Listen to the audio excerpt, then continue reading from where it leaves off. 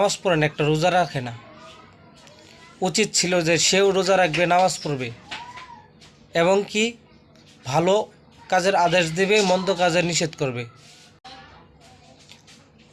হাইরে বাঙালি, সারা বছর এক ওয়াক্ত নামাজ পড়ে না, রমজান মাস নামাজিদের সাথে রোজাদারদের সাথে অযথায় তর্ক করে, অথচ নিজে এক ওয়াক্ত নামাজ পড়েন, একটা রোজা রাখে না। উচিত ছিল যে সেও রোজা রাখবে, নামাজ পড়বে এবং কি ভালো কাজের আদেশ দেবে, মন্দ কাজের নিষেধ করবে। তা না করে অযথায় মানুষের সাথে তর্ক করে। এইসব ফালতু বাঙালিগর নিয়ে আসলে এই দেশ গঠন করা যাবে না। এই দেশ আর ধ্বংস হব। আর এদেরকে ঠিক করতে গেলে মুখের মিষ্টি কথাই হবে না, লাঠি বিড়া করতে হবে এইসব বাঙালিগর শায়েস্তা করতে গেলে।